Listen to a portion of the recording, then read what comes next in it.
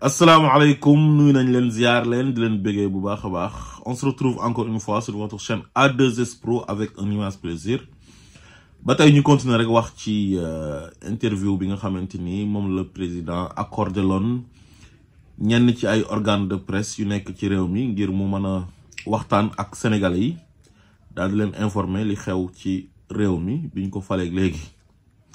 mu nekk interview boo xamante ni président de la république daf ci nekk à l'aise loolu mooy wane ne jub rek moo am solo. gis nga nit su fekkee amoo dara looy nëbb maanaam da ngay nekk à l'aise soo nekkee ci njub bu ñu lay poser ay questions da ngay nekk à l'aise. Diomaye dafa demoon sax ba gën a bëgg journaliste yi interview bi dafay sawar bu ñu ko poser question mu tontu te du nekk di tourner autour du pot daf koy wax comme ni mbir mi demee. waaye nag ci biir interview boobu dafa am benn journaliste boo xam ne journaliste système bi la di journaliste waa APR ñëpp xàmmee ko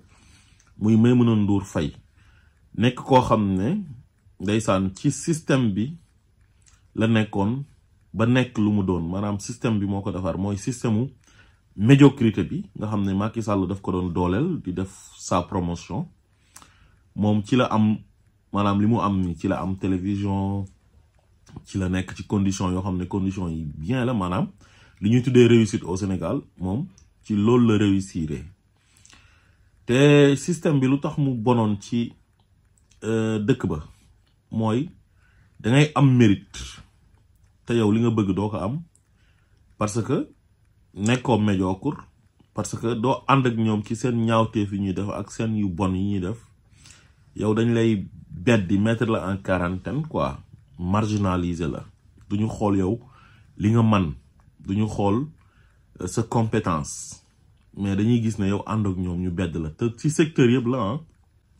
waaye su fekkee da nga nekk tamit koo xam ne yow même boo xamul dara sax amoo benn formation wala nga am formation nekk koo xamante ni da nga nekk benn intellectuel bu malhonnête ànd ak ñoom di leen jàppale ci seen ñaawteef yi ñoom dañ lay promouvoir donc loolu moo amoon Sénégal sous Macky Sall léegi nag loolu dafa jeex tax ñu bari ci ñoom jëfuur dem sax bay saaga ñu leen ciy tëj kaso. kon donc dafa mel ni Maimouna Ndour Faye moom moo représenté woon waa APR ci face à la presse bu président doon def dafa mel ni Maimouna Ndour Faye moo représenté woon la presse bi nga xam ne ci la bokk di ay patron de presse yi nga xam ne ñoom dañoo àndoon ak Macky Sall ànd ak le système di ko jàppale ci ñaawteef yu mu doon def di ko sagal opposition bi président Diomaye sax mu ngi koy wax bi ñuy wax ci mbiru impôt yeeg yooyu nee na am na ñoo xam ne dañ leen doon jël di leen defal exonération impôt di leen jox ay convention parce que dañuy saaga opposition bi rawatina ak Ousmane Sonko loolu kañ moom wax na ko ba mu leer nañ parce que dafa war a leer président Diomaye ku am fulla la ak fayda donc patron de presse yooyu noonu nga xam ne Macky Sall lañ doon liggéeyal bu Macky Sall defee ay ñaawteefam ñu nëbbal ko si dëkk bi di tàkk seen télé yi di teg ay mike di teg ay clip seen rajo yi di teg ay musique seen journaux yi génn di wax ci leneen di désinformer sénégalais yi maanaam di def manipulation di wane ne dëkk bi daal dara xew fi jàmm moo fi xew ñi nga xam ne bokkuñ ci ñoom suñu bindee dara ci seen ay journaux wala ñu wax dara ci seen télé wala seen rajo ñu jàpp leen kolo leen motif jiñ leen ay chef d'inculpation yoo xam ne dañ leen di yóbbu kaso tëj leen ci ay caaxaan ak ay fen loolu moo amoon Sénégal léegi Maimouna Ndour nag moom dafa mel ni moom teewalu toon sénégalais yi ci interview boobu noonu ngir waxal sénégalais yi seen ay jafe-jafe ak seen ay soxla waaye moom patron de presse yi nga xam ne ñoom ñoo àndoon ak Macky Sall di ko dimbale ci ñaawteef ñoom la fa teewaloon ak yenn politiciens yi nga xam ne ay xaritam lañu woon nekk ay milliardaires sàcc ci xaalis muy plaindre ci tëj bi nga xam ne dañ leen koy tëj dem ba naan sax arrestation yi dafa bëri xam nga loolu c'est gravissime. yow naka la ñuy génnee ci nguuru Macky Sall même pas un an wala un an juste yow nga toog di wax ay waxu arrestation te yow li Macky Sall doon def fekk la fi nga gis ko maanaam Macky Sall raaful la doon def ramasse yéen a ngi fàttaliku ramasse nga xam ne dañuy yore seen auto police wala seen auto gendarmerie di dajeeg ay nit di leen jàpp di dugal ci auto yi suñu gisee ne sant Joola nga yore moo xam Sané Jeeju Jaata Sonko Gujaabi ku lim da ngay juum quoi sant Joola yi ba ci ay Sagna buñ gisee ne loolu nga sant rek dañ lay jël dugal la ci auto bi dem tëj la jàpp nañ fi ay nit parce que dañoo takk bracelet Pastef mais loolu ban réew la am ci àdduna bi ci réew bu normal jàpp nañ fi ay nit parce que seen fond d'écran Ousmane Sonko moo fa nekk wala ñu sol t-shirtu Pastef wala t-shirtu Ousmane Sonko loolu ban réew bu normal la am laa leen di laaj est-ce que di nga dem ci réew boo xam ne réew bu normal la nga dox ci mbedd mi sol t-shirtu benn nit ñu arrêté la ne la yow amoo droit sol t-shirtu waa ji nii wala sa fond d'écran amoo droit def ci waa ji wala amoo droit takk bracelet wu benn parti politique loolu amoon na Sénégal emprisonné nañ ci ay nit tëj leen ci kaso yi lu jege 1 an torturer ay nit damm seen ay tànk ñii ñu yàq seen ngóora tas ay kër tas ay sëy tas ay famille am ñoo xam ne seen doom yi seen jàng yàqu na am ñoo xam ne titre de séjour lañ amoon ñëw Sénégal ñu jàpp leen ba ñu war a renouveler seen titre de séjour jeex mënatuñoo dellu ñii di ñëw aéroport di ñib si seen dëkk ñu leen di jàpp bàyyi seen tur ci aéroport ba def benn liste te loolu Antoine Diome moo ko doon def di jàpp ay nit di tëj aveuglement kon may mun a yow waroo wax ay waxu sax ay emprisonnement abusif loolu amatul loolu Macky Sall moo ko doon def te temps yooyu daawoo ko wax yow da nga doon jàppale sax Macky Sall di toog ci télé bi naan waa Pastef dañuy saaga ak dañuy menacer te ñu doon saaga duñ sax waa Pastef ay nit lañ yoo xamante ni dañoo amoon lu leen naqari parce que ay sénégalais lañ nekk bitim réew di saaga Macky Sall ndey parce que daf leen a tooñ donte man duma saaga Ousmane Sonko diglawul saaga yéen a doon jàppale Macky Sall ci ñaawteefam yi te ñii gisoo leen ñu def benn ñaawteef te am na ñoo xam ne masuñoo manifester dañ doon liggéey ñu jàpp leen dem tëj leen kaso ci sant Joola mais loolu lu ko gën a garaaw loolu est-ce que am na ci mas na am Sénégal loolu masul am Sénégal loolu maanaam mënoon nañoo yóbbu ci guerre civile Macky Sall dafa mel ni il voulait la guerre civile sax pour mën a toog éterniser au pouvoir Macky a tout fait pour s'éterniser au pouvoir parce que yi mu doon def noonu dafa mel ni guerre civile la bëggoon Macky demoon na ba benn moment mu toog dajale ay élus locaux ay maire rek ay président conseil départemental naan leen seen gox yi bu leen nangu kenn di fa manifester jël leen seen ay responsabilité maanaam di leen wax ne leen armé wu leen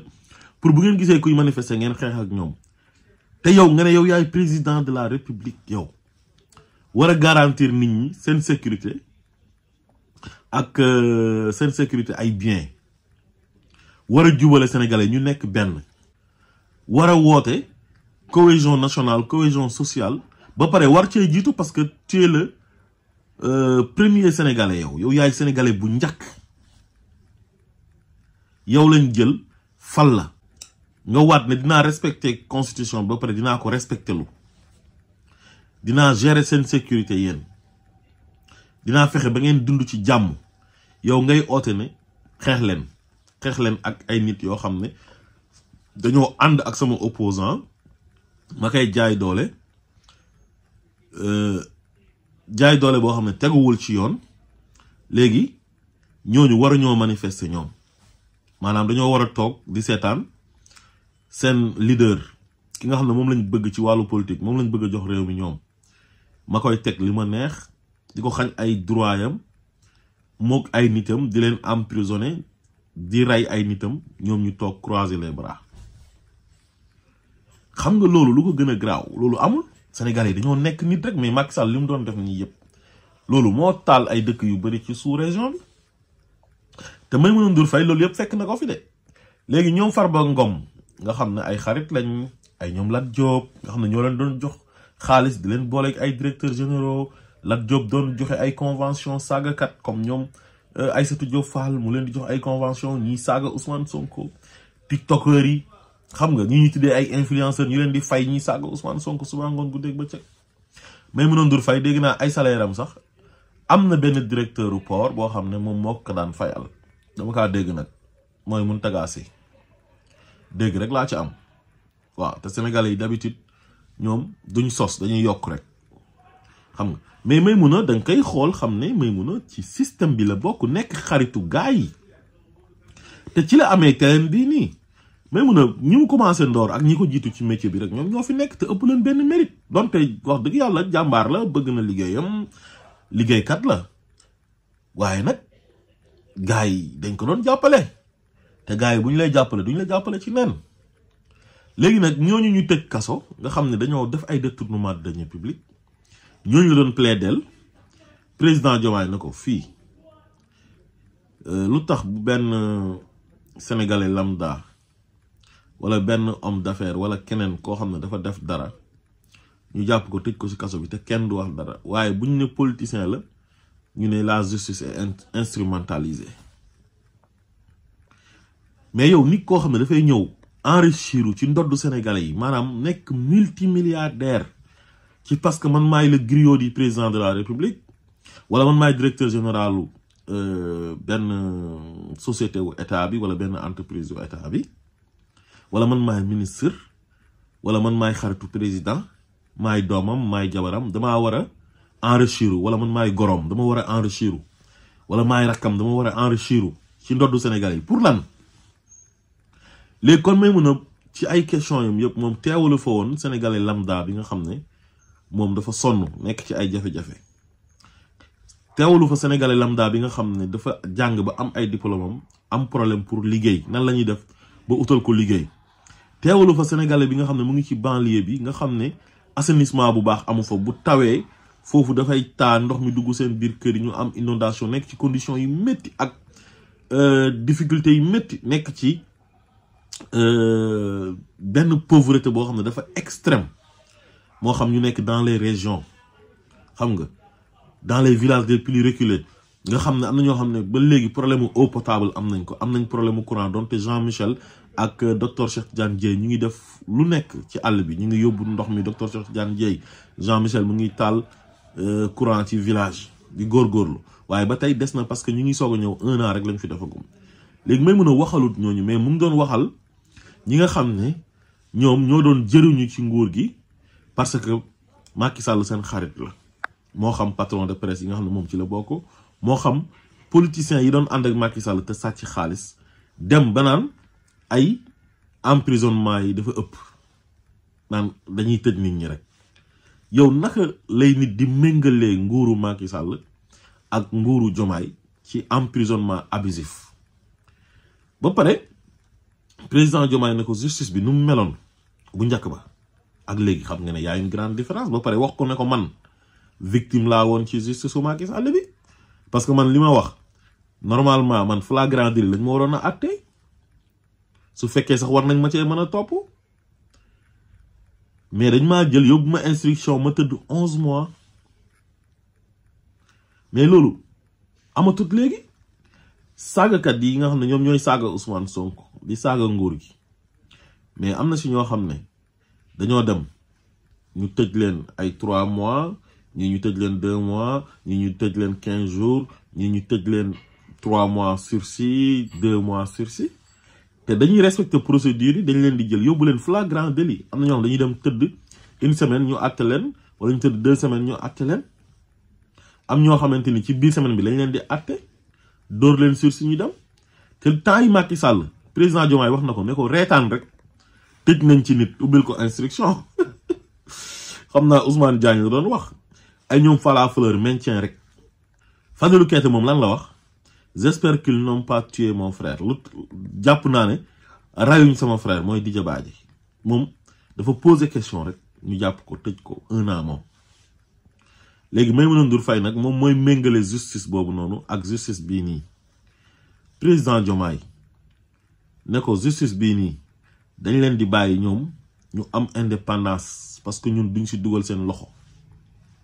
waaye justice bi Macky Sall yoroon ñëpp xam nañ ñu mu doon demee Macky Sall da doon def ay chamboulement ci justice bi uniquement pour dossier Ousmane Sonko moom ñan ñoo war a mën a condamner Ousmane Sonko ñan ñoo war a mën a fexe ba Ousmane Sonko du nekk candidat moo xam ay procureur sanguinaire ah ñoom Amadou Diouf ñoom Abdou Karim Diop nga xam ne seen nawle yi nga xam dafa am yu ñuy bañ ñooñu bu leen Macky Sall di recruter dañuy bañ ne non non loolu duñ ko def jomb nañ ko ak yenn juge yu mel ni ay ñoom Issa Ndiaye nga xam ne voilà Macky day ñëw na leen Ousmane Sonko laa bëgg nga condamnel ma ko pour mu bañ a bokk mu condamné ko ay waa Cour suprême mu am fa ay nitam yoo xam ne da leen fay teg mais loolu amatut tey jii ñoom Diomaye bu ñu doon def loolu ak Sonko mais ñu bëri tëj nañ leen ci kaso bi parce que Ousmane Sonko chaque jour ñu ngi koy saaga am na ñoo xam ne ba léegi ñu ngi koy saaga te procureur mosu leen o booy Pastef fi sax ñoom ñooy kaas naan lan moo tax kii diw duñ ko jàpp parce que day saaga Ousmane Sonko chaque jour dem ba may ñu bëri fit di saaga Ousmane Sonko nii en direct te loolu bu doon temps yi Macky Sall waxuma la premier ministre am waxuma la ministre am waxuma la directeur général am mbindaanam rek laa la wax mbindaanu Macky Sall bu nekk Mermoz boo ko saagaa wala nga ne ko sa bët bi suufa nga ci yow gendarmerie wala police mooy ñëw dajji sa kër jël si la temps yi Macky Sall loolu moo fi amoon maanaam ay gendarme ak ay policier agresseur ànd ak ay nervi di agressé nit ñi maanaam yow boo defee loo xamante ni dañ laa war a convoqué ñoom duñ la sax convoqué dañuy ñëw sa kër dajji sa kër escalade sa mur Ousmane Sonko dañoo escalade muram ñëw jàpp si ko Cheikh Bara Ndiaye dañoo ñëw dugg këram dajji buntu këram toj ay baies vitrines yi nekk ci biir kër gi traumatiser jabaram ak njabootam yëpp yóbbu te waxul dara deful dara dam tëj ko ci kaso bi parce que day jàppale Ousmane Sonko léegi beneen bi Maïmouna Ndour Faye mu ngi doon wax ci presse bi quoi ne presse bi fu mu nekk ni dañoo sonn convention yi xam nga gars yi dañoo arrêté lépp mais imaginer yow comme ni ko président Diomaye waxee yow ñu fal la nga jël l'argent du contribuable sénégalais nga ne yow dañ ciy neexal ay maison de presse yoo xam ne dañ lay waxal yow lu la neex yow wala ñu lay saagaal Ousmane Sonko yow ci loolu nga leen di fayee te yow xaalis bi nga leen di fayee Ousmane Sonko mi ngi leen di sant pour ñu saaga ko Ousmane Sonko moom am na ci wàllam ay partisans yam ay militants yam ay sympathisants yam am nañ ci seen wàll yow nga jël xaalis boobu nga xam ne ñun ñoo ko bokk nga ciy fay ay nit pour ñu saaga koo xam ne moom dafay contribuer ci l'argent du contribuable sénégalais mais loolu jaaduwul dem nañ bay fay ñoo xam ne mën la ay tiktokeur lañ ay snapper di leen jox ay millions par weer pour ñuy saaga Ousmane Sonko mais loolu dafa jéggi dayo ak ay journalistes yu jël position taxaw di xas Ousmane Sonko di ko saaga recruter ay chroniqueur tasaare leen ci télé yi plateau bu nekk am nañ fa seen ay nit yoo xam ne ñoo fay nekk toog fa di saaga Ousmane Sonko suba ngoon guddeeg bëccëg mais loolu c'est pas normal président Diomaye ne leen convention yi boo koy am da nga ko war a am ci lu leer lu légal moo am contrat boo xam ne moo lay lié ak ki lay jox convention yi démembrement de l'état boobu noonu ba pare nga def liggéey bi war a tax yow ñu war la jox convention même aide à la presse bi dañ ko doon séddale temps yi Macky Sall ñi nga xam ne ñoom ñoo ànd ak ñoom ndax ñu ngi leen di defal ñoom luñ bëgg ñu ngi leen di waxal luñ bëgg ñu ngi leen di défendre ñu ngi saaga Ousmane Sonko ñi nga xam ne dañuy wax dëgg te yàlla tax ñoom ñu ne ñooñu Ousmane Sonko lañ faral ba bu ñu leen di séddale aide à la presse bi sax am na ay site internet yu ndaw yoo xam ne ñoom ñoo leen di ëppale ñoom maison de presse yi nga xam ne dañuy am télé am rajo am site internet am journal comme Walfadjri parce que dañu ne Walfadjri Ousmane Sonko lañ faral ñu marginaliser leen beddi leen ba buñ leen di jox aide à la presse dafay am discrimination bu mag a mag jox TFM lu bëri xam nga jox set TV lu bëri jox seen TV lu bëri donte Bougane yàgg na di wane ne moom dafa contre Macky Sall te mosul contre Macky Sall da doon sóob rek beneen bi ñu mel ni ñoom daal nee nañ ñoom ñooy 4e pouvoir Maïmouna Ndour Faye loolu wax man loolu dama ko contre quoi xam naa président moom loolu mënu ci woon wax parce que président de la république la quoi mais ñoom fan lañ bind na ñoom ñooy 4e pouvoir est-ce que dañ ko bind ci constitution bi wala loi bu ñu voté la wala lan la ba toog rek na yow yaay 4e pouvoir ci loolu ñu jàpp ne ñoom dañoo yore ay armes de répression maanaam yore télé wala rajo wala journal da ngay attaquer nguur gu ñëw pour nguur googu ñëw mën a cédé la neexal la na la bàyyil di ma attaquer parce que da nga may yàqal di la jox xaalis di la jox ay avantages ak privilèges waaye du jàll ci Diomaye ak Sonko parce que ñooñu impôt et domaine lañ nekkoon ay contrôleur nekkoon ay inspecteur principal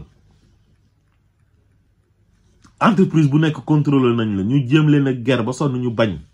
ñu yàgg dugal ay milliards ci keesu Sénégal ñooñu dañoo faale ay presse boo xamante ni dañ leen di mettre la pression di leen saaga te ñooñu ñu saaga leen jéem leen a yàqal ba sonn pour ñu bañ a accéder au pouvoir te terewul accéder nañ au pouvoir yow koo xam ne bi nga nekkee dans l'opposition mu ngi lay xeex di la sosal di la fenal ay média mais lu tax mu ko doon def daf ko doon def pour nga bañ a accéder au pouvoir pour yàq sa der ci Sénégalais yi ñu bañ laa votel mais terewul Sénégalais yi faale wuñu leen votel nañ leen yéen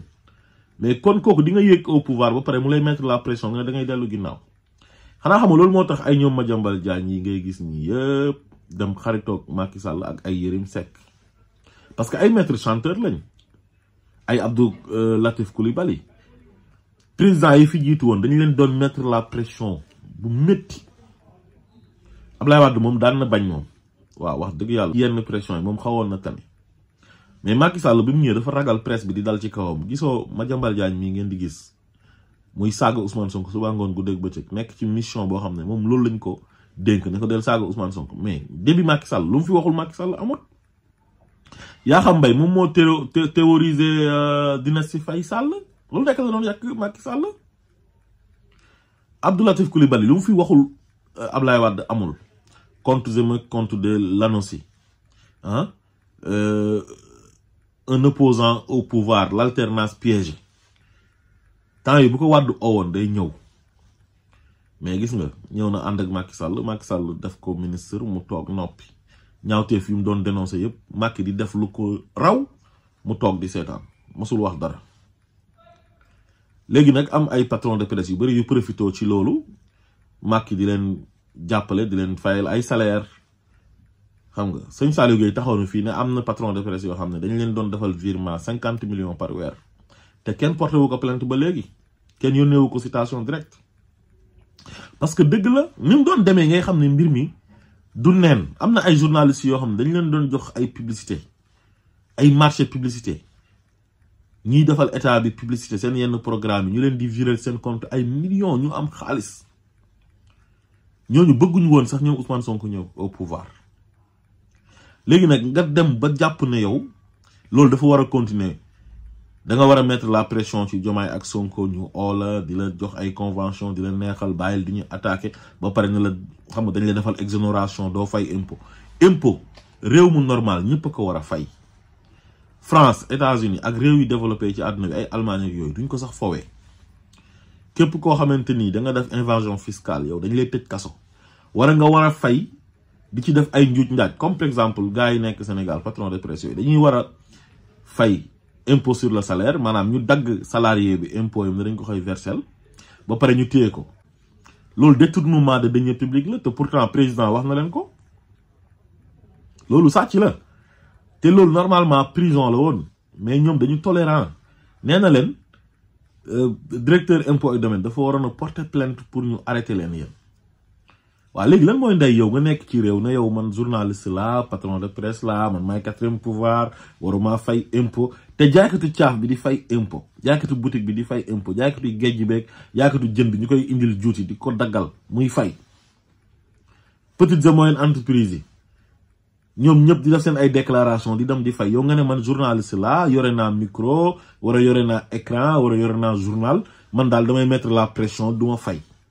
lu tax doo fay impôt da ngaa war a fay impôt parce que yow gënoo yeneen sénégalais yi nga xam ne ñoom dañuy fay impôt kon daal ngeen jàpp ne Maimouna Ndour Faye moom boppam moo ko fa yóbbu woon ak ñi nga xam ne ñoom ñooy waa APR mu waxal leen waaye sénégalais yi yóbbuñ ko fa woon waaye tontu yi nga xam ne président tontu na ko leer na trop macha allah te kontaan nañ ci asalaamaaleykum wa rahmatullah